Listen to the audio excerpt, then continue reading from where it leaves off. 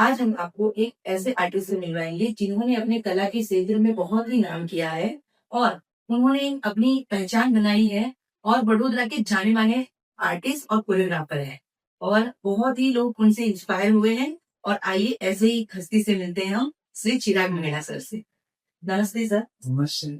स्वागत है आपका हमारे शो में। Thank you. सर जितना हम जानते थे हमने आपके बारे में बताया है। आगे आप हमारे दर्शकों को थोड़ी-सी इन्फॉर्मेशन दे दीजिए। वैसे तो सब लोग वाकिफ़ हैं आपसे, लेकिन आप बताएँगे तो ज़्यादा अच्छा रहेगा। नमस्कार, मेरा नाम है चिराग मेहता और मेरी संस्था है फुरमा performing arts and academy trust और मैं लास्ट 30 साल से इस फील्ड में हूँ, जिसमें मैंने कई जगह पे अवार्ड्स, कई जगह पे शोज़ बहुत कुछ किया हुआ है। जी सर। सर जैसे कि आपने बहुत सारे बच्चों को बहुत सारी तालीम दी है, बच्चों को सिखाया है और आपके यहाँ तक एक बहुत सारे आर्टिस्ट बाहर निकल के आए हैं यस। और कुछ तो इतने बड़े लेवल पे हैं कि सर ही बताएँगे उनके बारे में धीरे-धीरे सब जानेंगे। लेकिन सर से हमारा पहला क्वेश्चन रहेगा कि बच्चों के मानसिक विकास के लिए किस स्तर तक हम मतलब सहयोग कर सकते हैं? वो बताइए? एक्चुअली कैसा है कि डांस एक ऐसी चीज़ है, जहाँ से आप उनकी वार्म अप से स्टार्ट करते हैं, तो आजकल ये बच्चों को बहुत ज़रूरी है। जैसे वो मोबाइल के माध्यम से अलग-अलग वे पे जा रहे हैं, तो अगर डांस करेंगे, तो डांस एक वो ऐसी चीज़ है जो माइंड को एक एक्सरसाइज़ देती है। वो मजबूर करती है उसको याद करने के लिए। हम स्कूलों में भी जाते हैं तो यही सिखाते हैं कि बच्चे एक डांस एक थेरेपी की तरह है, जिसमें बच्चा अपना एक्टिव होगा, जो लूज़ होगा तो एक थोड़ा अपने आप में एक स्ट्रॉन्ग में एक विश्वास आएगा उनके साथ और वही वही चीज़ से वो बच्चा आगे अपने पढ़ने में भी तरक्की करेगा। जी, जी सर। और सर कि जैसे कि आपने इतना नाम किया है, आपका इतना इंटरनेशनल आर्टिस्ट है, आपको पहचानते हैं। सर, आपके रोल मॉडल कौन रहे हैं? मैं एक्चुअली पहले तो रोल मॉडल में माइकल जैक्सन को बहुत मानता था, जब शुरू किया था।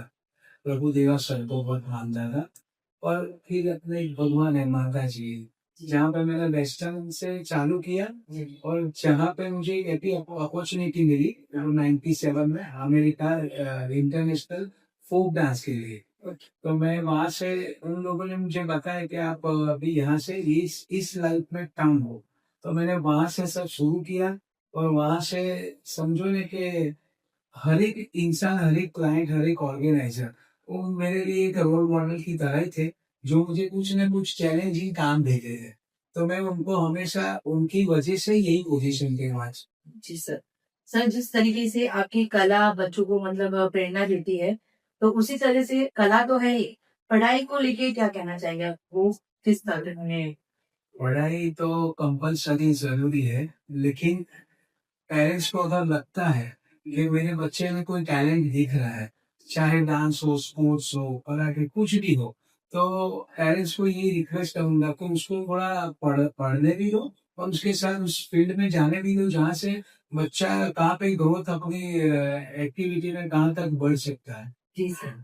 सर, जिस तरीके से आप बच्चों को तालीम देते हैं आप अब तक कितने सारे बच्चों को सिखा चुके हैं? ये बताइए थोड़ा? मैं तो बहुत सारे बच्चे यानी समझ लो ना हज़ारों बच्चे सीख लिए होंगे आज यहाँ इंडिया के बाहर हर जगह पे जी, और काफ़ी सारे बच्चे में से बड़े कोरियोग्राफर्स भी हो गए, भी हो गए। जो बड़ौदा में आज उनके खुद के एकेडमी चलते हैं, खुद के बड़े-बड़े शोज़ चल रहे हैं।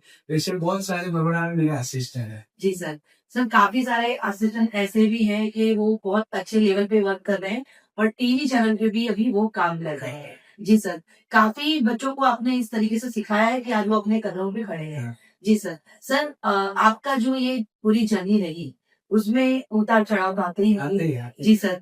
तो बहुत सारे आपने ऐसे काम किए हैं जहाँ पे तो सबसे बेस्ट आपका वर्क कौन-सा है? हैं। सबसे बेस्ट वर्क में जैसे डांसर्स को क्या कोरियोग्राफी और स्टेज शो करना तो ज़रूरी है, लेकिन इसके साथ उसकी लाइफ़स्टाइल है, जो उसका नेचर है, जो काम करने की स्टाइल है, उसमें मैंने उन सबको बहुत सारा कुछ बिज़नेस के बारे में सिखाया कि डांस, क्योंकि मैं खुद ही उसमें ही था और मुझे भी पता नहीं चल रहा था, मैं सिर्फ़ डांस को समझता था और किसी को नहीं समझता था। फिर बाद में मुझे चीज़ जैसे-जैसे समझ आई कि नहीं-नहीं इस तरह से आप बिज़नेस करो, इस तरह से आप कोरियोग्राफी के साथ अपने खुद का डेवलप करो। मैं खुद आपको पता नहीं होगा कि मैं बहुत ही कम पढ़ा हूँ।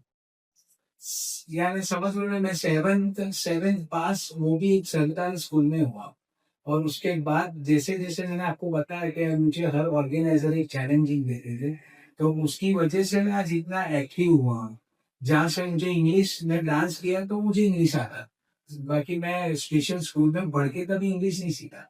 लेकिन मैं जितने शोज़ किए वगैरह उसके बाद कहाँ-कहाँ पे कैसी जगह पे इतने बड़े-बड़े शो में सामने-सामने ऑफ़िसर्स बैठे। आज जो स्कूल में मैं जाता हूँ, तो आज भी मुझे वो इंग्लिश एजुकेशन इसमें से मुझे आया। जी सर। एक ऐसा है कि डांस की वजह से मैं इतना होशियार हुआ हूँ। Okay sir. तो ये सर ये जो आत्मविश्वास आपने रखा है, तो इस आत्मविश्वास को आपने कैसे बनाया? क्योंकि जिस तरीके से आपने बताया कि इंग्लिश भी नहीं आता, अगर वो आपने सीखा, वो आपसे आपको आया। जी, तो वो आत्मविश्वास कैसे आया कि मुझे अभी इस चीज़ को करना है और इस स्तर पे आगे पहुँचना है? जैसे क्लाइंट हर एक अपने ऑर्गेनाइज़र होते हैं, वो चैलेंजिंग देते थे हर एक स्टाइल में। तो मैं वहाँ पे जब मुझे कोई भी प्रोजेक्ट देते हैं, तो उसमें 80% जैसे इंग्लिश में ही बात करता था। तो मैं मुझे यस आता था इतना बस, और इनके बोलने में मैं समझता था कि इनकी रिक्वायरमेंट ये है। तो उसकी वजह से जब मैं इंडिया के बाहर गया, इंडिया के बाहर जाने के बाद वहाँ से लोगों को फॉरेनर से भी मिला।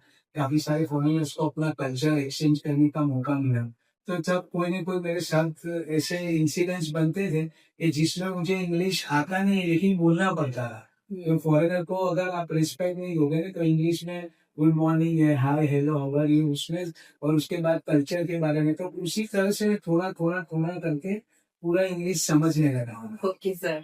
तो बहुत ज़रूरी है कि इंग्लिश भी आना चाहिए। आना चाहिए जी क्योंकि सर। उसके बिना इंग्लिश के बिना अधूरा है। अभी आप देख लो ना कि आर्टिस्ट है, लेकिन आज बड़ौदा में बहुत सारे इवेंट वाले हो गए हैं। तो इवेंट वाले क्या करते हैं, क्लाइंट के पास जाके इंग्लिश में बोल के वही हमारे डांस सिखाते हैं, जी। वही बताते हैं।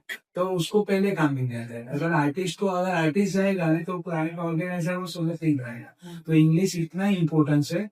तो आप अभी के जितने भी डांसर्स हैं उनको यही कहते हैं एजुकेशन और इंग्लिश वो पहले सीख लो। अगर अच्छा वैसे कोरियोग्राफर बनना है, अच्छा बिज़नेस वाला, पैसे वाला डांसर्स बनना है तो ये बहुत ज़रूरी है। जी सर, इंग्लिश सीखना ज़रूरी है। बहुत ज़रूरी है। तो हमारी मातृभाषा तो हमारे साथ है ही, हाँ, लेकिन वो तो इंग्लिश है। की ज़रूरत कहीं न कहीं हमें पड़ती है और पड़ती है। वो बहुत ज़रूरी भी है। बहुत ज़रूरी। हाँ, क्योंकि कितने सारे लोग होते हैं जो इंग्लिश नहीं सीख पाते, उसकी वजह से कहीं न कहीं पीछे रह जाते हैं। पीछे रह जाते हैं। जी सर। और जैसे सर ने हिम्मत बताई है अपनी ताकत लगा के आप इंग्लिश सीख के यहाँ तक मतलब सर अपना स्तर बना सकते हैं, तो बहुत बड़ी बात है सर आपके लिए भी।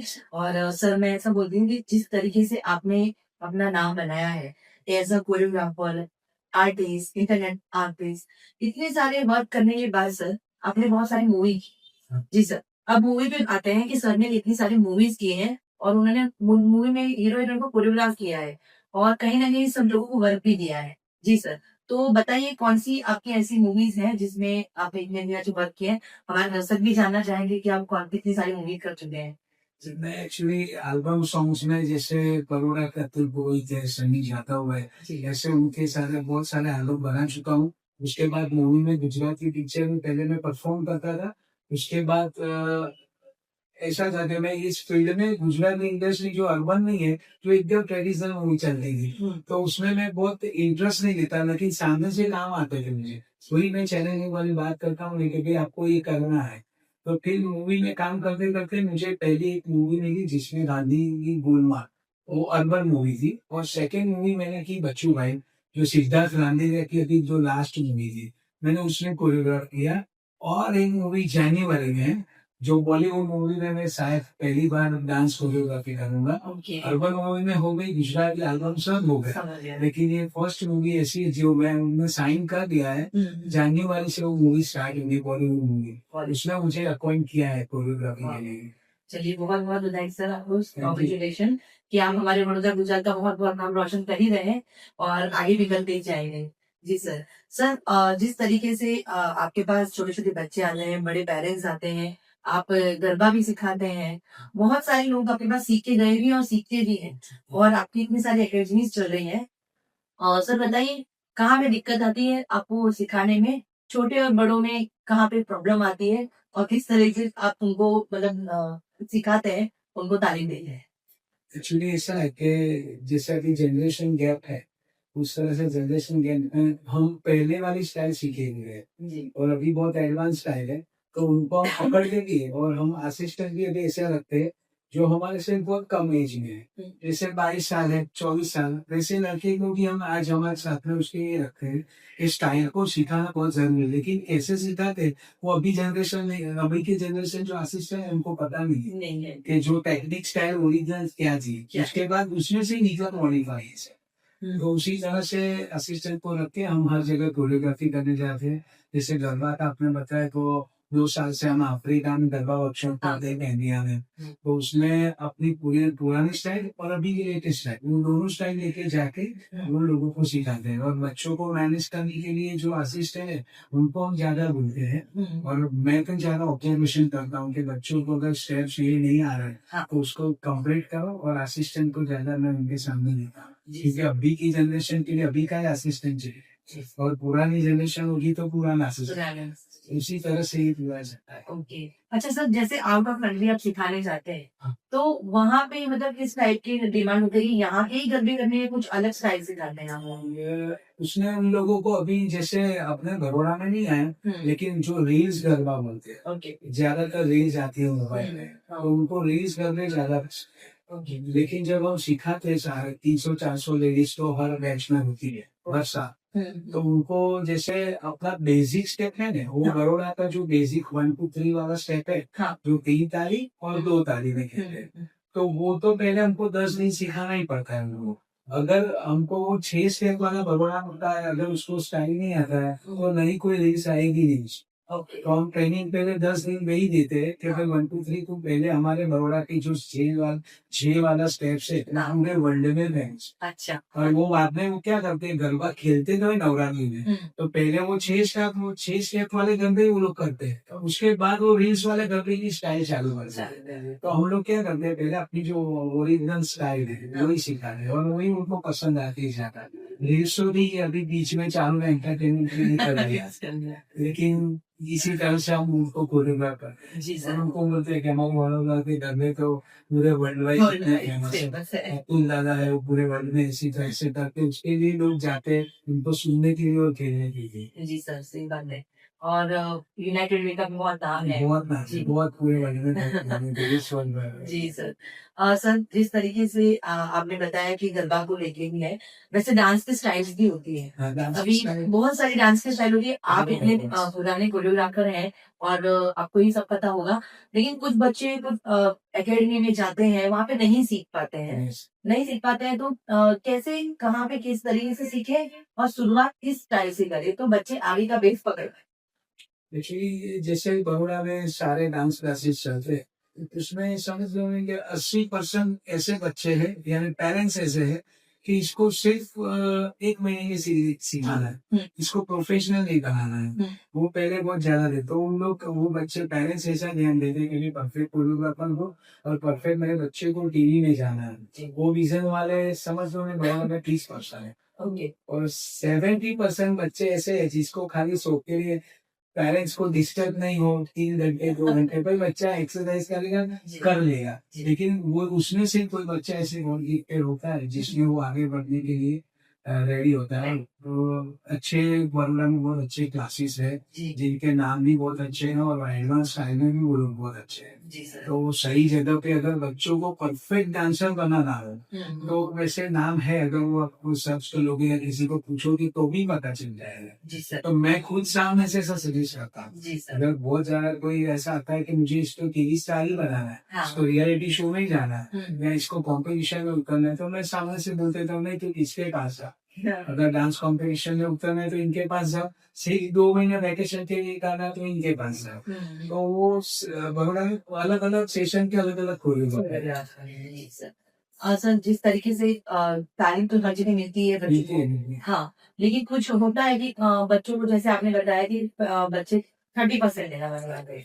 और यहाँ से बॉम्बे की लेवल और यहाँ के लेवल में क्या फर्क है, क्योंकि वहां पे मैंने देखा है कि काफी सारे बच्चे जो है चाइल्ड आर्टिस्ट है, वो डांस में ही ज्यादा नाम कर रहे हैं, लेकिन हमारा यहाँ पे हमारे गुजरात क्यों पीछे है? गुजरात उसके लिए पीछे है कि पहले वहां पे मुंबई में ऐसा है, पेरेंट्स और बच्चा दोनों एफर्ट डालता है। यहाँ पे पेरेंट्स एफर्ट नहीं डालते, कि उनको ऐसा होता है कि डांस अगर करेंगे तो बच्चे का फ्यूचर बिगड़ जाएगा, उसका एजुकेशन बिगड़ेगा। वही चीज आके वहाँ पे अटकती है। तो पेरेंट्स उनको 2 महीने वेकेशन में भेजते हैं, और प्रोफेशनल कोई ऐसा पेरेंट्स को ऐसा कोई एक होता है। मुंबई में सारे के सारे ऐसा आता है, अगर वो 1 घंटा गया ना तो वो 1 घंटे में जितना पैसा देगा ना उतना उसको सीख के बाहर निकलना है कंपल्सरी। तो बड़ौदा गुजरात या गुजरात और मुंबई में यही चीज ज्यादा चल रही है कि हार्ड वर्किंग बड़ौदा में बहुत कम है। प्रोफेशनल आर्टिस्ट है, प्रोफेशनल कोरियोग्राफर है, लेकिन आज की जो जनरेशन है उसमें कई सारे पेरेंट्स ऐसे हैं कि जो बच्चों को आगे सिखाने के लिए उनको ऐसा वो एक डर रहता है अंदर कि मेरा बच्चा पढ़ेगा नहीं, डांस में गया नहीं तो पढ़ेगा नहीं। जी। और सर डांस में भी करियर बहुत सारे लोगों ने, जैसे आपको ही देख लीजिए, और बहुत सारे हमारे बड़ौदा से उम्दा कलाकार निकले, जैसे धर्मेश सर है और प्रिंस गुप्ता है, ये सब ने अपने नाम बहुत आगे किए हुए हैं इस करियर को लेके। लेकिन अभी कहीं ना कहीं हमें लग रहा है कि डांस को बहुत अभी डाउन में जा रहे हैं, क्योंकि बहुत लोग अभी डांस करना नहीं चाहते। उसका भी एक रीजन है कि यूट्यूब हो गया, ऑनलाइन क्लासेस हो गए, सोशल मीडिया हो गया। अगर इसमें और उसमें क्या अंतर आएगा, अगर लोग सोशल मीडिया से सीखेंगे और सामने कोरियोग्राफर से सीखेंगे, तो किस तरीके से उनमें क्या अंतर आएगा, सीखने में क्या है? सीखने में जैसे सोशल मीडिया से सीखते हैं तो वही अपने कोई जगह पर फेमियर ने कर लिया, वेडिंग में कर लिया, लेकिन जो ओरिजिनल टेक्निक पे अगर मुंबई जाना है उनको और एकदम प्रोफेशनल आर्टिस्ट बनना है तो उसको ट्रेनिंग कंपल्सरी लेना पड़ेगा। और प्रिंस और धर्मेश की बात करूँ तो उन्होंने मेरे साथ बहुत सारा काम किया हुआ है। धर्मेश ने भी मेरे साथ काम किया, और सेलिब्रिटी के बनने के बाद मैंने उसके अंदर में भी काम किया। अच्छा। ऐसे वो कोरियोग्राफर धर्मेश गरबा वर्कशॉप था इंदौर में बहुत बड़ा, 1000 स्टूडेंट्स का। तो मैंने खुद ने उसके अंदर में काम किया हो कि भाई ये स्टाइल है और धर्मेश सर की स्टाइल है, तो धर्मेश सर बोलते हैं उनको। और प्रिंस ने भी बहुत सारे शोज किए, तो प्रिंस और धर्मेश इतने हार्ड वर्कर थे तो पहले से इतना जुनून दिखा रहे थे। अभी यही सबसे बड़ा प्रॉब्लम यही है कि बड़ौदा के अंदर जो है सारे डांसर्स है, बच्चे हैं, तो उस लेवल पे जाना चाहते हैं लेकिन नहीं पहुंच पा रहे हैं। और वो एक प्लेटफॉर्म भी बड़ौदा में समझो कि वो प्लेटफॉर्म नहीं है कि सीधा ऊपर जा सके। हाँ, कॉम्पिटिशन बहुत सारे आते हैं, शोज सारे आते हैं, तो पेरेंट्स उसमें ये लोग समझ लेते हैं कि भाई अच्छा अभी हो गया, इन्होंने वेकेशन में कर लिया, इन्होंने कॉम्पिटिशन में कर लिया, ऊपर भेजने के लिए वो ज्यादा सोचते हैं। सही बात है सर। वही डर है एजुकेशन और इसका है जी सर। बाकी तो जो भी सीख रहे हैं वो सीख ही रहे हैं और अपना नाम कर ही रहे हैं। कर ही रहे। हाँ सर, और भी आपके बारे में बताएंगे थोड़ा सा हमारे दर्शकों को? बस मैं जैसे अभी कोरियोग्राफी विजन मेरा चालू है, मूवीज चालू है, और एक जो प्रोजेक्ट अभी नेक्स्ट वो एक प्रोजेक्ट ऐसा है, लेकिन हम भी आपको पता नहीं होगा 2 साल से ऐसे अच्छे मास्टर्स ढूंढ रहे जो 6 घंटे 7 घंटे प्रैक्टिस करे, ऐसा वो ऐसा ग्रुप अभी मिला नहीं है जो डांस में डेडिकेशन है।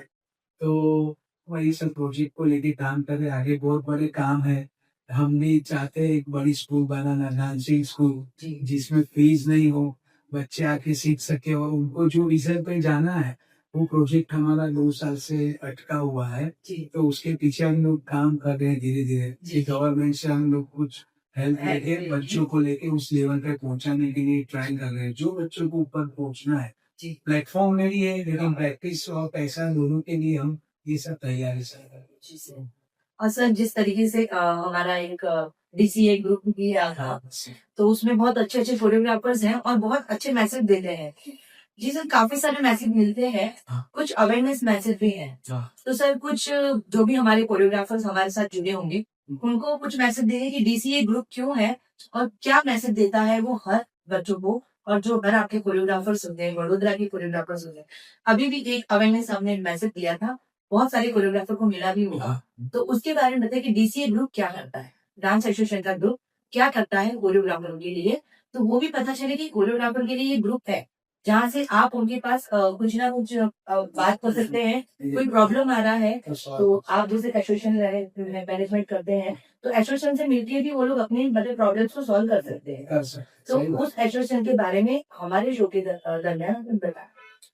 एसोसिएशन जो हमने बनाया था वो प्लानिंग हमने पहले कोविड का टाइम था और कोविड के टाइम पे कोई आर्टिस्ट को काम नहीं मिल रहा था, तो हमने वहाँ से शुरू किया कि भाई जैसे अभी हर एक डांसर इस पे ही डिपेंड थे और उनका बिजनेस स्कूल सब बन रहा, तो हमने सोचा 7 लोगों ने बनाया कि भाई ये अपने कुछ चालू करके क्या कर सकते हैं लोगों के लिए। तो हमने भी जैसे अनाज की किट लाए, वो लाए, कहाँ से फंड लाए, जैसे वृद्धा मंदिर से हमने बहुत सारा फंड लिया और डायरेक्ट बच्चों को डायरेक्ट ही किया। तो एक उद्देश्य ऐसा बनाया कि कल कोई भी बच्चा है अगर उसके पास पैसा नहीं है, अगर उसको आगे बढ़ना है, तो एसोसिएशन उसके लिए बनाए कि जिसके लिए उसको कुछ प्रॉब्लम हो तो एसोसिएशन सॉल्व कर सकते हैं। तो उसी तरह से हमने उनको शुरू किया। अभी उद्देश्य तो फिर बहुत ऊपर है कि भाई वही एसोसिएशन को लेके कल किसी के घर पे तो अभी 1-2 इंसिडेंट्स ऐसे भी बन गए। एक कोरियोग्राफर, उनका नाम लेना नहीं चाहूँगा, लेकिन इतनी परिस्थिति खराब थी, वो मरने की पोज़ीशन पे थे और उनको बचाने की कोशिश एसोसिएशन ने की थी। लेकिन उनके घर पे ये भी थी कि उनको दवा के भी पैसे नहीं है। तो हमने एसोसिएशन में ऐसा बोला कि भाई सब मिलके पूरा छोटा-छोटा फंड अपने सब एक-दूसरे से खोल लो और जब भी अगर किसी का शो नहीं चला है, तो वो सब फंड उनको दें। जी। और बड़ौदा इतना छोटा है और काम बहुत ज़्यादा नहीं है और कोरियोग्राफर बहुत ज़्यादा है। तो उसी वजह से आधे के घर चलते हैं, आधे के नहीं चलते। तो कोई क्लास से ले रहा है, कोई वेडिंग से ले रहा है। लेकिन फिर भी आज बड़ौदा में ये बहुत बड़ी प्रॉब्लम है, जो सारे लोग यहाँ पे नहीं पहुँच पा रहे हैं। जी। उनके घर पे ये सैलरी नहीं मिल रहा है, तो कोई जॉब करके शो करता है, ये तो एसोसिएशन का उद्देश्य वही था। और कुछ फ्रीलांस आर्टिस्ट भी यहाँ पे अभी मिक्स हुए हैं, तो उसमें उन लोगों को वही समझाना चाहते हैं कि भाई आपने अगर काम लिया है, तो आप उनको कन्फर्मेशन देते हो, प्रैक्टिस करते हो, तो उनका काम चलेगा, आपका भी काम चलेगा। वो सारे बहुत सारे इश्यूज आ रहे थे, तो सबने ये बार थोड़ा एक मीटिंग करके सारे लोग इकट्ठा होने की कोशिश कर रहे हैं। जी, जी। क्योंकि डांसर्स को इकट्ठा करना यानी समझ लो ना बहुत बहुत यानी वो हो ही नहीं सकते कोई सारे नहीं। बड़ौदा के। जी। तो अभी वही उद्देश्य को लेके सब चल रहे हैं अभी और आगे भी कुछ बड़ा करना चाहते हैं। तो हर कोरियोग्राफर को डांस एसोसिएशन में जुड़ना ही चाहिए। जुड़ना चाहिए, अगर जुड़ेंगे तो उनके लिए फायदे की बात है। जी। उनके लिए कुछ नुकसान नहीं होगा कि जी। भाई एसोसिएशन का बच्चा है तो वो काम कर रहा है तो वो सेफ जोन में काम कर रहा जी, है। जी। तो सर एसोसिएशन ने कभी ये नहीं सोचा कि जितने भी कोरियोग्राफर्स हैं, उनके नेम लिस्ट बनाएँ हाँ, और फिर जैसे आप जैसे मतलब सार्थक लोग हैं, जो सीखे हुए हैं, मंझे हुए हैं, उनके उनके हाथ तले उनको कुछ सर्टिफिकेट दिए जाएँ कि जिससे वो लोग ये कहें कि हाँ, ये कोरियोग्राफर हैं, एसोसिएशन से जुड़े हुए हैं। ऐसा कोई कोई पहल आपने नहीं की? हाँ, एक बार आपने अवार्ड शो किया था, हाँ। तो एसोसिएशन का अवार्ड शो बहुत ही मतलब ग्रेटफुल हुआ था, बहुत ही अच्छा हुआ था। तो उसमें काफ़ी सारे कोरियोग्राफरों को बहुत अवार्ड से सम्मानित किया था आप सबने और बहुत ही काबिल-ए-तारीफ़ है कि आप लोगों ने किसी ने नहीं, लेकिन एसोसिएशन ने मिलके कोरियोग्राफर्स को सम्मानित किया था। इसी तरीके से अभी जब आपका एसोसिएशन है, इसमें जुड़ने के लिए कोरियोग्राफर क्या है? एसोसिएशन में जुड़ने के लिए उनको पहले तो एक विश्वास आना चाहिए हुँ। क्योंकि ये ज़रूरी है, ट्रस्ट नहीं है किसी को। जी। सब लोग अपने-अपने हिसाब से बिज़नेस कर रहे हैं, हाँ। खुद का बिज़नेस कर रहे हैं। लेकिन अगर उन्होंने ट्रस्ट कर लिया कि नहीं मुझे जाना है, मेरा मुझे कोई बिज़नेस में हुँ। फर्क नहीं पड़ेगा, मेरा बिज़नेस ऐसे ही चलता रहेगा। तो अगर ऐसे ट्रस्ट सारे लोग करेंगे तो बहुत अच्छा होगा। जो अभी जैसे अवार्ड के टाइम पे हमने आधे लोगों को अवार्ड दिया, अभी किसी को अवार्ड नहीं मिला, नहीं। तो उनको बुरा भी लगा था कि भाई मुझे क्यों अवार्ड नहीं मिला। लेकिन जो भी जिसको नहीं मिला है वो अपने हमेशा अपने काम को देखेगा ना, वो मत देखना कि मैंने इतने साल किया तो उसको अवार्ड मिलना चाहिए। मिलना चाहिए। तूने जो काम किया है हाँ। उसका अवार्ड हम दे रहे हैं। जी। कोरियोग्राफर का अवार्ड दे रहे हैं लेकिन कोरियोग्राफी कैसी थी उसका अवार्ड। अवार्ड दे दिया। तो वही सब मिसअंडरस्टैंडिंग ज़्यादा हो गई थी और उसकी वजह से अभी कैसा है कि ट्रस्ट बहुत ज़रूरी है कि भाई ये चीज़ से मुझे फ़ायदा होगा, नुकसान नहीं होगा। लेकिन लोगों को ऐसा लगता है कि इस चीज़ से नुकसान होगा, फ़ायदा नहीं होगा।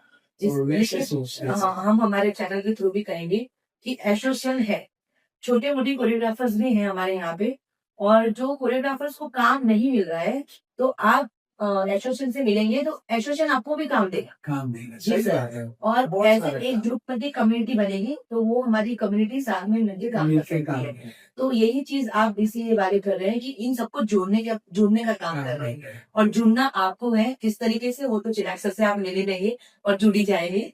और ये छोटा सा मैसेज था यहाँ से भी कि सर जैसे मैं एज ए एंकर तो हूँ, एज अ स्मॉल कोऑर्डिनेटर मैं भी मीन्स हूँ। बहुत अच्छे कोरियोग्राफर मालूम बहुत अच्छी कोरियोग्राफी जी करते सर। हैं सर। तो मैंने भी यही सोचा कि मेरी सोचती कि एसोसिएशन में इतने अच्छे अच्छे हमारे कलाकार हैं। और जैसे आप जिग्नेश सर हैं, बहुत सारे संतोष सर हैं, हाँ प्रीतेश सर है। इन लोगों ने जो एसोसिएशन बनाया वो बहुत काम की चीज है। काम की चीज अगर आर्टिस्ट को सपोर्ट नहीं करेगा तो आगे कैसे बढ़ेगा। ऐसे बढ़ेगी। जी सर। तो इसीलिए जो डीसीए ग्रुप बना है तो सारे कोरियोग्राफर भी मैसेज है कि जुड़े। जुड़ेंगे तो उनका फायदा होगा। अभी भी बहुत बड़ी सारी जुड़े प्रोग्राम है तो टीचर्स के लिए पहले हमको ही कॉन्टेक्ट है। जी जी। अभी भी मेरे पास 3 जॉब ऐसी रेडी है जिसको डांस टीचर में जॉब रहना हो। रहना हो। तो ऑलरेडी वो उनके मालिक मुझे खुद फोन करते हैं जी, कि भाई कोई अच्छे टीचर लाओ और मैं अच्छी सैलरी दूंगा। जी। तो अभी भी जॉब खाली है, कोई कोई जगह पे काम खाली है। तो अगर डीसीए में आप जुड़ते हैं तो आपको इनके थ्रू ही काम मिल सकता है। जी सर। और उनको खुद को भी अगर उनका अच्छा काम होगा तो उनका काम तो चलेगा। चलेगा। लेकिन अगर रिक्वायरमेंट है उनको जॉब करनी है, मुझे काम नहीं मिल रहा है तो वो काम हम देंगे। देंगे जी। तो इसीलिए तो सर इतना बड़ा ग्रुप है और आपको कुछ ना कुछ अवेयरनेस मैसेज भी देते रहते हैं। कोरियोग्राफर को समझाते भी है कि आपको काम कैसे करना है, कहाँ करना है, किस तरीके से करना है, क्योंकि आप लोग उन चीजों से गुजर। जी जी सर। और भी बताएंगे कि आपने सोनी टीवी में काफी सारे टीवी पे एक आपने जब बात की तो हमारे मतलब एक क्वेश्चन आया कि फायर एक्ट करते हैं।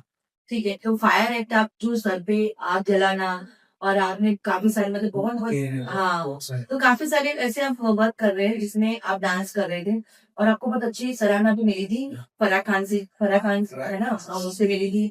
और काफी सारे शोज आपने टीवी पे किए हुए हैं सर। तो ये फायर एक्ट का आइडिया आपको कैसे है? एक्चुअली फायर एक्ट सबसे पहले मैंने वो राजस्थानी भवाई डांस है जो उसमें एक क्लास में 11 लड़के लेके मैंने डांस चालू किया। उसमें एक शो राजस्थान से एक शो आया था बड़ौदा में। तो वो शो मैंने देखा तो उस चीज को मैंने देखा ये लाइफ में कभी हो ही नहीं सकता कि कोई बंदा एक क्लास पे 11 मटके लेके 25 किलो का वेट लेके डांस कर सकता है। फिर भी मैंने शो खत्म करने के बाद अंदर मिलने गए, उनके पैर भी छुए। पैर छूने के बाद मेरे पास थोड़ा फ्रॉक सीखा हो गया। मैंने उठा के देखा, मैंने कहा पॉसिबल तो नहीं है लेकिन अगर ट्राई करेंगे और मुझे ये चीज करना है तो मैंने उस चीज को चालू किया एक लगे की तरह।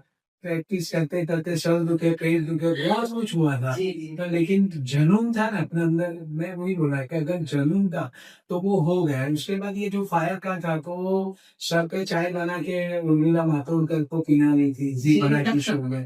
तो उसमें मैंने कभी किया नहीं था चाय बनाना ये मटके वाला। मैंने देखा था यहाँ बड़ौदा के बहुत सीनियर एक आर्टिस्ट है यतीन भावसा। वो यतीन भावसा में फायर करते थे हर जगह पे। लेकिन मैंने देखा था, कभी किया नहीं था। लेकिन मैं जो 11 मटके निकाला था उसके लिए मेरे लिए इजी था। तो मैंने वो शो में चैलेंजिंग था तो बोले कुछ नया कर सकते हैं। तो मैंने बोला चलो चाय पिला के मैंने उनको चाय पिला के इम्प्रेस कर। तो उसमें मैंने वैसा किया था, चाय बनाने वाला किया था। फिर सोनी टीवी पे 1 मिनट में मुझे कुछ बताना था, 11,000 जीतने थे। तो मैंने वो 25 किलो का कलश जो जब मोदी साहब सीएम थे उसके बाद उनको पीएम बनना था, फॉर्म भरने आए थे। तो मैंने 25 किलो का कलश लेके पूरे रोड पे चला था स्वर्णिम गुजरात। तो वो भी एक जगह पे पड़ा था, उनको हाइड्रोलिक से ऊपर लाना था वो कलश एक शो के अंदर। तो मैंने अगर मैं उठा लूं तो उसको तुम्हारा खर्चा बहुत कम हो जाएगा, ये कलश मुझे नहीं देना। तो फिर वो शो में मैंने क्या कि एक बड़ा टाट लेके सर पे रखा और वो चलते चलते वो लोग सामने देख रहे थे, रिएक्शन चला तो मैंने उनके बीच में आ गया। तो बोले भाई अभी हाइड्रोलिक से चेंज करो, ये कलश आप करके आप ले जाए। तो उस तरह से वो आर्टरी आ गई, फिर ये आ गई। फिर मैंने एक तलवार वाला भी मैंने ट्राई किया था। मैं एक डांस को गुजरात में लेके आया। थाली डांस जो गहरा थाली डांस था वो भी मुंबई से लाया। एक कलश वाला राजस्थान से लाया। फिर ऐसे ऐसे करके फिर मुझे एक बार ऐसा सोचा कि मैं तलवार जो किशन हैदराबादी उनका नाम है, आज इंडिया शाबाश इंडिया और गिरीश वाले उनका नाम है। तो मैंने सोचा तो मैंने उनको बोला क्या बोला कि मुझे तलवार 11 तलवार पूरी बॉडी में डाल देते थे। तो मैं बोला उसको भी एक बार ट्राई करूँ। हाँ, मैंने उनको 35,000 दिया और यहाँ बोरा बुलाया, होटल में रखा, 2-3 दिन तलवार डाली, बोले खून निकलेगा, ये सब होगा, उसके बाद आएगा। लेकिन वो बहुत कोशिश की, लेकिन वो एक्ट मेरे से नहीं हुआ, अच्छा, क्योंकि वो बचपन से वो करते थे, तो ओके, इसी अंदर डाल इसी देते। अंदर डाल देते थे। तो वो भी मैंने ट्राई किया था। हाँ, और उसके बाद इजिप्ट इजिप्ट में आप दुबई में देखोगे ना, तो जब भी आप उसमें जाओगे ना, तो वो तनोरा डांस करते थे। तनोरा पूरा एक एक्ट है उन लोगों का। जी, हाँ, तो वो ड्रेस भी मैंने इजिप्ट से मंगाया था। 1,50,000 का ड्रेस डायरेक्ट मैंने एयरपोर्ट से यहाँ पे मंगाया। और उसमें 40 किलो का ड्रेस होता है, और उसके बाद कम से कम 500 राउंड मारने पड़ते हैं। ओके, और उसके बाद वो पूरा लाइटिक वाला तनोरा डांस है ना, हाँ, हाँ, हाँ, वो पूरा घूमते घूमते करने का। अभी वो भी उसमें भी वो सालों उन लोगों ने साल निकाल लिए, ये कारण लेकिन मैंने उसके लिए तो स्टेज शो कर दिए कर लिए, हाँ, तनोरा डांस में। जी, और वो भी किसी ने मुझे गिफ्ट दिया था जी, कि भाई आप कर रहे तो ये ड्रेस आपको मैं गिफ्ट दे रहा हूँ। वो बड़ोड़ा के अंकित शाह करके थे, जी, वो बड़े गुरु, और वो नहीं कर पा रहे थे, उसके लिए उन्होंने मुझे पैसा दिया कि भाई मेरे अंदर से मैं जब देखता हूँ तो आप मुझे दिखते हैं। जी सर, तो उन्होंने वो टाइम के, और ऐसी ऐसी चीज मैंने बहुत सारी बड़ोड़ा को दी है, जो नई नई बाहर से लाने की चीज, तो पूरा समझ लो मैंने आर्ट में समर्पण कर जी सर। दिया जिस तरीके से आपने हर अपने एक्ट में गुजरात को प्रेजेंट किया है, किया हर जगह आपने गुजरात को प्रेजेंट प्रेजेंट किया किया है। है। बहुत सारे एक्ट ऐसे भी है सर ये कि सर पपेट शो करते हैं। हाँ, हाँ, एक पपेट वाला है, उसमें पता ही नहीं चलेगा कि चिराग सर है उसमें। जी, ऐसे एक बंदा दो दो लोगों को हैंडल कर रहा है। जी, वो भी आप करते हैं। और काफी सारे सर के एक्ट है जो हम आपको दिखाना दिखाना चाहेंगे तो हमारा पूरा शो निकल जाएगा। जी सर, अगर आपको कभी देखना हो तो आप सर के शो में वहां पे अटेंड करिएगा। और कहीं ना कहीं सर आप जैसे वर्क कर रहे हैं, इस एज में आपके लिए आप काम कर रहे हैं, वो बहुत बड़ी बात है। हाँ, क्योंकि जितने सारे कोरियोग्राफर होते हैं जो छोटी सी एज में ही बस थक जाते हैं, क्या हो गया, अभी नहीं होगा। लेकिन आप लोग उनको प्रेरणा देते हैं, प्रेरणा ये लायक बनवाते भी हैं, और आप उनकी प्रेरणा बनते हैं। जी और सर, एक इंसिडेंस तो ऐसा था मेरा डांस का। जी, मुझे 1.5 साल पहले अटैक आया था, जी सर, और मैं उसी टाइम पे शो में था। द वर्ल्ड डांस डे था, 1.5 साल हो गया उसका, और मैं शो में था जिसका नाम है समीर तन्ना और सन्ना, जिन्होंने नगासन गोलबाज को कोरियोग्राफ किया है, और उनको अवार्ड भी नेशनल मिला है हेरो का। उनके शो में था, और मुझे चारों शो में परफॉर्म करने के बाद अटैक आया था।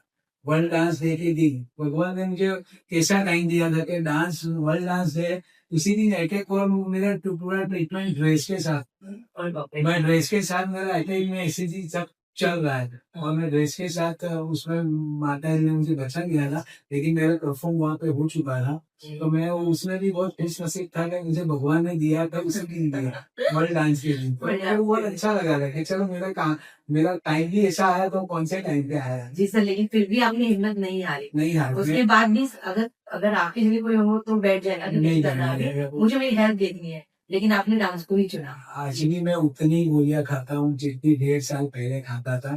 आज वही पोजीशन में मैंने अटैक को भुला दिया है, मेरे डांस ने अटैक को भुला दिया। जी, 3 महीने अटैक, अप्रैल में अटैक आया, और अगस्त में मुझे कनाडा अफ्रीका में उन लोगों ने लगभग वर्कशॉप के लिए बुला लिया। हमने कहा खड़े रहना, जी, सिखाना मत। जी, मैं असिस्टेंट 2 को लेके गया था, लेकिन वो बंदे ने ऐसे बोला नहीं तू रियल आर्टिस्ट है, हाँ, तो आके खड़े रहो। हाँ, और पूरा यार 4 महीने उन्होंने मुझे एक आशा दी कि दुनिया को ऐसा पता नहीं चले कि भाई इसको अटैक आया, अभी ये खत्म हो गया है हाँ, डांस में। हाँ, हाँ, तो उस चीज से मैं उनका बहुत आभारी हूँ। जी सर, और स्पार्क न्यूज का तो मैं हमेशा आभारी रहूंगा, क्योंकि मेरे लिए नहीं, वो हमेशा डांस के लिए खड़े रहते हैं। जी किसी सर, का भी न्यूज देना, उसको अगर फेमस होना है, डेवलप होना है, जी, तो स्पार्क न्यूज ने, परेश भाई ने, और पूरा बहुत कुछ किया हुआ है। जी, जी, पूरे बड़ोड़ा के डांसर के लिए बोल रहा हूँ, सिर्फ मेरे लिए नहीं बोल रहा। स्पार्क न्यूज का हमेशा डांस एसोसिएशन उनका आभारी रहेगा, सारे डांसर्स उनके आभारी रहेंगे। जी सर। परेश सर की मतलब जो हमारे सर है, हाँ, वो परेश शाह सर, हाँ। तो उनका भी यही है कि अगर हमारे वडोदरा का बंदा ऊपर आ रहा है, तो वो सपोर्ट करने के लिए वहां पे खड़े रहते हैं। ये कभी भी जी, उन्होंने बोला ऑल बस टाइम हाँ, कांटेक्ट करके मुझे कांटेक्ट करके कांटेक्ट मुझे करें। करिए। और वो है ना कहीं हमारी जो ये प्रेरणा जो होती है हमारी, वो बन जाते हैं। और वो आर्टिस्ट को इतना सपोर्ट करते हैं कि वो यही बोलते हैं कि अगर बड़ोड़ा का बंदा, हमारे गुजरात का बंदा अप लेवल पे आ रहा है, तो उसको सपोर्ट क्यों ना करें। हाँ, और स्पार्क टुडे न्यूज की टीम भी और स्पार्क टुडे न्यूज भी बहुत सबको सपोर्ट करता है ऐसा है। और आर्टिस्ट को तो हमेशा करता है करता है, जी पहले सर ही खड़े रहे। जी और जिस तरीके से कोरोना में जब काम नहीं मिल रहा था तब भी हमने एक बार आर्टिस्ट को बुलाया था और ये न्यूज दिया था कि आपको काम नहीं मिल रहा है तो आप हमारे गवर्नमेंट को मैसेज दीजिए कि सही हमें बात है। काम मिले तो हमारा हमारा न्यूज देख के शायद गवर्नमेंट ये सोचे कि इन आर्टिस्टों को हम हेल्प कर सकें जी सर और कहीं ना कहीं फिर उसके बाद धीरे धीरे लेवल अपना स्टार्ट हुआ सब लोग काम पे लगे और अच्छा है कि सबको अभी काम मिल गया है जी sir thank you so much sir